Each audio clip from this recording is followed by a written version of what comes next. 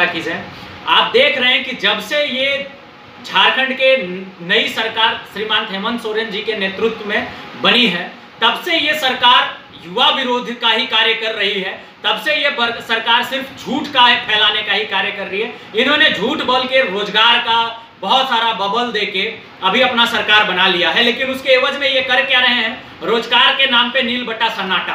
अभी देखिए, अभी जो बचा खोचा असर था इन्होंने क्लियर कर दिया।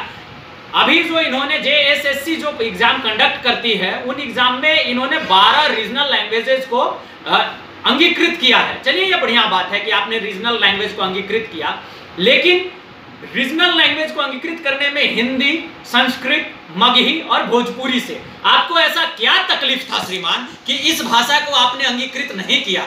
हमारे झारखंड राज्य में मैक्सिमम जिलों में हिंदी को बोला जाता है। हिंदी हमारा मातृभाषा है। हिंदी आप बोलते हैं, हिंदी हम बोलते हैं। हिंदी पलामू प्रमंडल के मैक्सिमम गांव में, घरों में हिंदी का ही उच्चारण किया जाता है, हिंदी को लिखा जाता है, हिंदी को पढ़ा जाता है, हिंदी को समझा जाता है। फिर श्रीमान मुख्यमंत्री जी, आपको ऐसा क्या समस्या है कि आप हिंदी से परहेज कर रहे हैं, हिंदी को अंगीकृत करने में डर रहे हैं? मैं आपके चैनल के माध्यम से श्रीमान मुख्यमंत्री जी से यह पूछना चाहता हूं कि मुख्यमंत्री महोदय, अगर उर्दू हमारे राज्य की रीजनल लैंग्वेज हो सकती है तो हिंदी क्यों नहीं? श्रीमान मुख्यमंत्री महोदय, अगर आप रीजनल भाषा से झारखंड वासियों को ही नौकरी देना चाहते हैं तो आप हमें यह बताइए कि क्या पलामू प्रमंडल झारखंड का हिस्सा नहीं है क्या?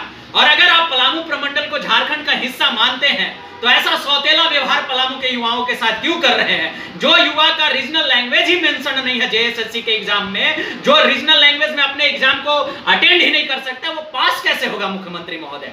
तो ये फिर आप एक बार तुष्टीकरण और ध्रुवीकरण की राजनीति कर रहे हैं। आप ये सिर्फ इसलिए कर रहे हैं कि आपको पलामू प्रमंडल ने वोट नहीं दिया है।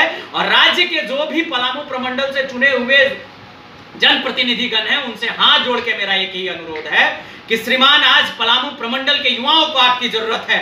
आप आवाज बनिए और हिंदी, भोजपुरी, मगही, संस्कृत जैसे भाषाओं को रीजनल लैंग्वेज में JSSC के कोड ऑफ कंडक्ट में अंगीकृत कराने का काम करिए, वरना झारखंड का युवा आपसे सवाल पूछेगा। और श्रीमान मुख्यमंत्री महोदय जी, आपके इस काले कानून को हम झारखंड में लागू नहीं होने देंगे। और यकीन मानिए,